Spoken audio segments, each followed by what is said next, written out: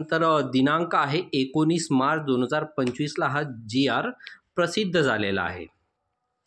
तर बघा, महसूल विभाग 100 दिवस कृती कार्यक्रम आराखडा अंतर्गत 1 मार्च 2025 पासून बुलढाणा जिल्ह्यातील सर्व गावांमध्ये जिवंत सातबारा मोहीम राबविण्यात येत असून सदर मोहिमेची शासन स्तरावर माननीय महसूल मंत्री महोदय यांनी दखल घेऊन सदर मोहीम संपूर्ण राज्यामध्ये राबविण्यात बाबत निर्देश दिलेले आहेत. जिवंत सातबारा मोहीम अंतर्गत सातबारावरील गावातील सर्व मयत खातेदारांच्या वारसांच्या नोंदीची प्रक्रिया पूर्ण करावयाची आहे.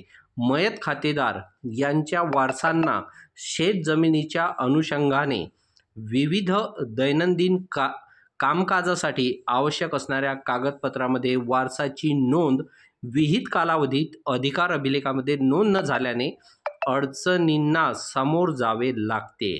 या दृष्टिकोनातून संपूर्ण राज्यात जिवंत सातबारा मोहीम राबविण्याचा निर्णय शासन स्तरावर घेण्यात आलेला आहे.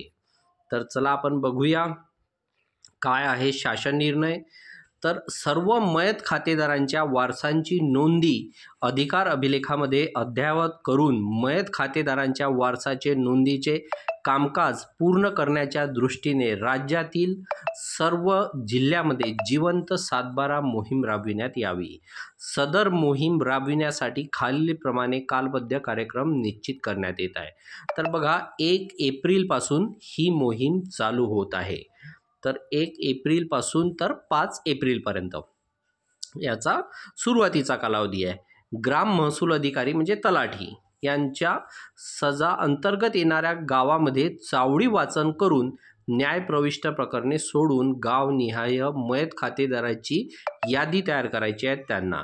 त्यानंतर 6 एप्रिल ते 20 एप्रिलपर्यंत वारसासंबंधी आवश्यक कागदपत्रे जसा मृत्यू दाखला, वारसाबाबत प्रतिज्ञालेख, स्वयंघोषणापत्र, पोलीस पाटील, सरपंच, ग्रामसेवक यांचा दाखला किंवा सर्व वारसांचे नावे, त्याचं वय, त्याचा पत्ता, दूरध्वनी क्रमांक, रहिवासीबाबतचा पुरावा ग्राम महसूल अधिकारी यांच्याकडे सादर करणे.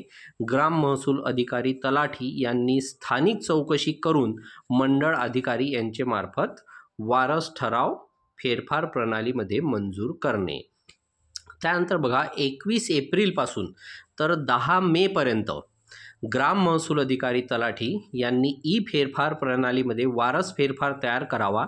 त्यानंतर 1966च्या विहित कार्यपद्धतीचा अवलंब करून मंडळ अधिकारी यांनी वारस फेरफारवर निर्णय घेऊन त्यानुसार सातबारा दुरुस्त करावा, जेणेकरून सर्व जिवंत व्यक्ती सातबाऱ्यावर नोंदविलेल्या असतील.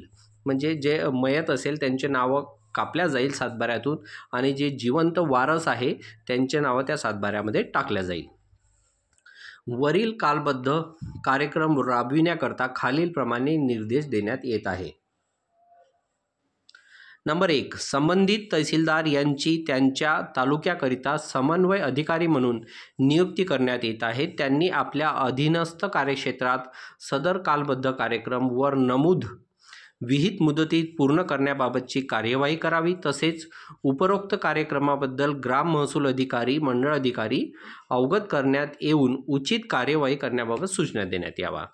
नंबर 2 वर आहे, संबंधित जिल्हाधिकारी यांची जिल्ह्याकरिता नियंत्रण अधिकारी म्हणून नियुक्ती करण्यात येत आहे आणि जिल्हाधिकारी यांनी अधीनस्थ तालुक्याच्या वेळोवेळी आढावा घेऊन सदर मोहीम राबविण्याकरता काही अडचणी येत असल्यास त्याचे निराकरण करावे. नंबर 3 वर आहे, संबंधित विभागीय आयुक्त त्यांच्या अधीनस्थ जिल्ह्याकरता विभागीय सनियंत्रण अधिकारी म्हणून नियुक्ती करण्यात येत आहे.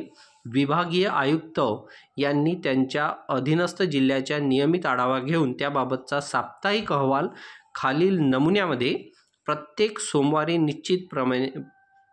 निश्चितपणे या ईमेल ॲड्रेसवर ईमेल पत्त्यावर सादर करायचा आहे. महाराष्ट्र गव्हर्नमेंटचा ईमेल ID इथे दिलेला आहे.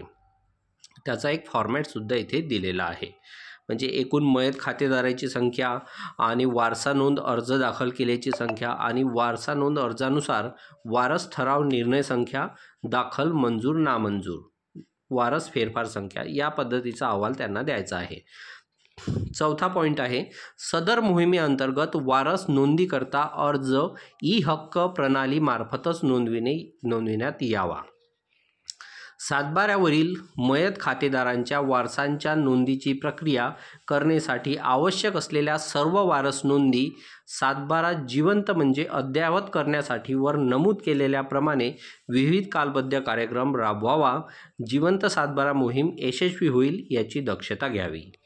आणि चौथा पॉईंट दिलेला आहे, सदर शासन निर्णय हा महाराष्ट्र गव्हर्नमेंट या संकेतस्थळावर उपलब्ध करण्यात येत असून सांकेतिक क्रमांकसुद्धा इथे दिलेला आहे. हा आदेश डिजिटल स्वाक्षरीने साक्षांकित करून काढण्यात येत आहे महाराष्ट्राचे राज्यपाल यांच्या आदेशानुसार व नावाने. तर बघा, राजेश कुमार अपर मुख्य सचिव महसूलचे आहेत आणि त्याची प्रत सर्व माननीय मुख्यमंत्री, उपमुख्यमंत्री आणि सर्व जिल्हाधिकारी आणि सर्व विभागीय आयुक्त यांना त्याची प्रत गेलेली आहे. तर या पद्धतीचा हा GR आहे. 100 दिवसाची हे एक आराखडा कार्यक्रम आहे हा जिवंत सातबारा मोहीम. यामध्ये जे मयत लोक असतील त्यांचे नाव हे काटल्या जाईल आणि जे त्यांचे वारस असतील, मुलं मुली, त्यांचे नावं या सातबाऱ्यामध्ये चढवल्या जाईल. तर या पद्धतीचा हा GR आहे. तर एप्रिल आणि मे महिन्यामध्ये ही मोहीम चालणार आहे. तर नागरिकांसाठी फार महत्त्वाची माहिती या ठिकाणी आलेली आहे. तर अशाच प्रकारची नवीन माहिती आपण आपल्या या चॅनलवर देत असतो. तर चॅनलला नक्की सबस्क्राईब करा, शेअर करा आणि लाईक करायला विसरू नका. धन्यवाद.